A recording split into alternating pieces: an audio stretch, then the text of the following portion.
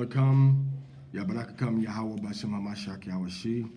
I'm an elder judge, Parazah of Mashara Yasha Allah and Banya Yasha Allah, Mashara Yasha Allah, coming to you to give you the laws for the 10th day readings of law number 190 through law number 210.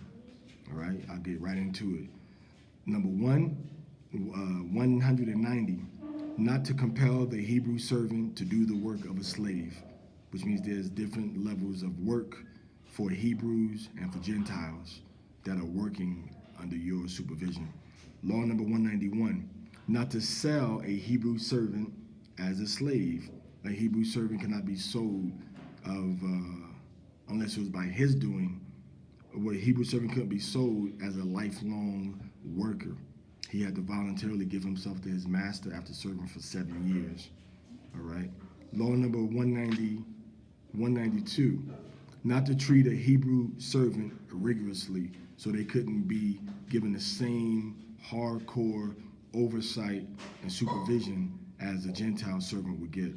Law number 193, not to permit a Gentile to treat harshly a Hebrew bondwoman, a Hebrew bondman sold to him.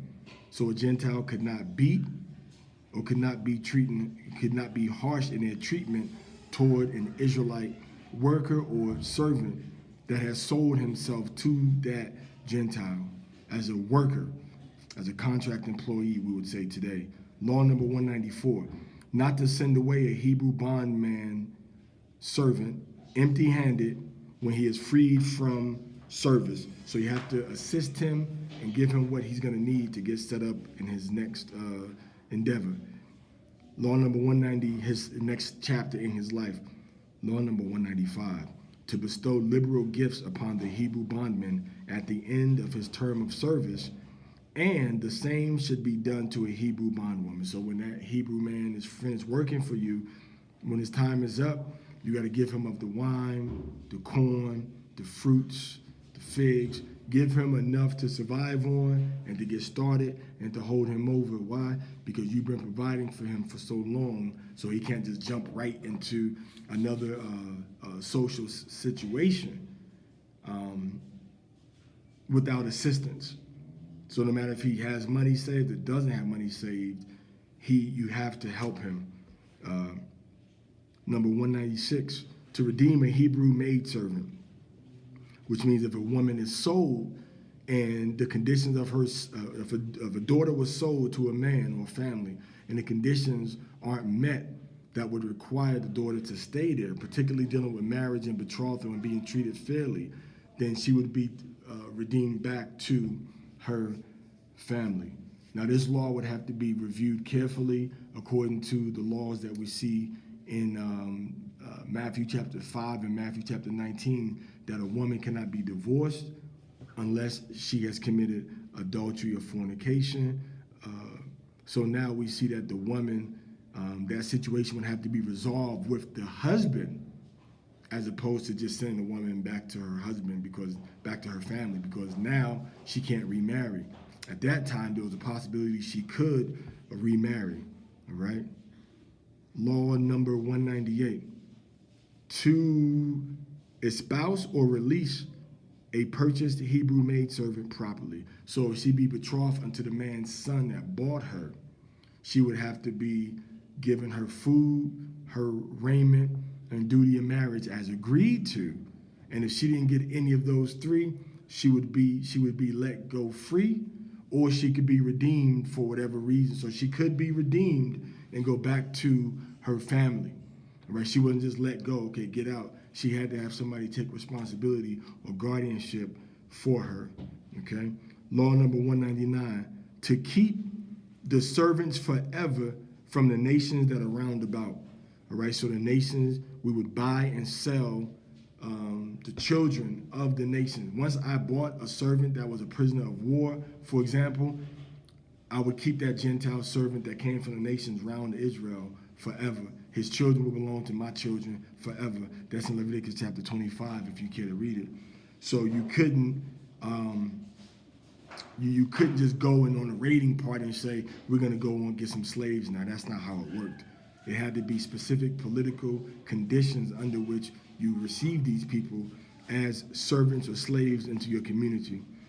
Number 200, not to surrender a slave who has fled, giving you an indication of the moral treatment you had to bestow upon your slave, because if the slave ran away, then he would have to stay where he was at. He couldn't be returned to you. Okay? Law number 202, not to muzzle a beast while he is working in the produce, which it can enjoy and eat. So not to muzzle an ox while he's treading the corn is what this says. So in other words, he should be able to benefit and partake of whatever he's helping to process. All right, just like if you're cooking some food, you wouldn't see it wrong if you taste that food, if you eat some of that food, if you eat the food while you're cooking, as long as there's enough to go around, all right, to serve the people you're cooking for. Now we're getting to vows, oaths, and swearing, that a man should fulfill whatever he has uttered. If you make an agreement with somebody and you say you're going to do something, especially if it's a very serious government-related or family-related or economically related word that you say you're going to do, you must do it. Regardless, you must do it. Law number 204, not to swear needlessly. So be careful what you promise to do. Law number 205, all right? Not to violate an oath or swear falsely. Self-explanatory. Law number 206, to decide in cases of annulment of vows according to the rules set forth in the Torah, dealing with a man, a young woman, okay, a wife, and a widow. What are those rules? If the woman is in her father's house and she's a young woman, a naida, only the father can release her from the vow on the day that he hears it with no consequence. Same thing with a husband. But if he doesn't release her from that vow on the day that he hears it, not the day that she makes it, but the day that he hears it, if he doesn't release her on the day that he hears that particular vow, what has to happen? If he releases her after that, then there's no repercussions for the woman. Then that consequence is going to fall on the man. So she doesn't have any penalty. That consequence falls on the man. So if he delays the annulment, he has to bear the iniquity. It falls on him.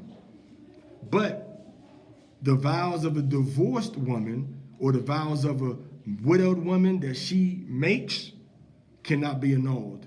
They stand. The vows of a man cannot be annulled. They stand. Now, we have some things in Mishnah or rabbinical law where they say you can go through a process and release it. No, you can't do that because that contradicts what we read in the Torah. All right. So those laws, those vows that get made have to be kept. Okay. Now we have law number 207, not to break a vow or a promise, which is coming from Deuteronomy chapter 30, verse 2. You can't break your word or a promise or a vow. You can't break your vow, can't break your promise, can't break your word. You have to be a man or woman of your word. Law number 208, all right, it says to swear by his name truly. So if you bring Yahweh into a conversation as a witness, saying, the Most High knows I'm telling the truth, you can't do that falsely. You can't do that and be lying, okay? Now, we know how Mashiach said, don't swear by heaven or by earth, so you really have to go deeply into what he was talking about, look at the original texts, look at the original Greek, or look at maybe even the Peshitta, and you may get a different understanding of that. So it's good to just say you're going to do something, be held, that's your word. Yes, that's my word. And then be held to that. All right. Law number 209, not to delay in fulfilling vows or bringing vowed or free will offerings. All right. So you can't delay in what you're going to bring and give to Yahweh. If you made that promise, you're going to do that. All right. Last law, law number 210, let the land lay fallow. I mean, don't mess with it, don't harvest it, don't turn it over. Let the land lay fallow in sabbatical years. Every 7 years, we had to let the land lay still in the land of Israel. And the poor and the animals would come and get what they wanted of whatever grew back. So the corn grows, you leave the corn there. So bam, now the corn is going to just sit there. Nobody's going to mess with it. All right? Or the apples and the grapes, everything's just going to grow. And the animals and the poor will be able to come and get relief from their poverty. All right? So those are the laws. All right? The water for your time. You have any questions, you can feel free to leave a comment down below or to write banyaunite@gmail.com. All right, may Yahweh be with you and bless you in the name of his son, Yahweh Shi Hamashiach. Love you all. Shalom Lakam.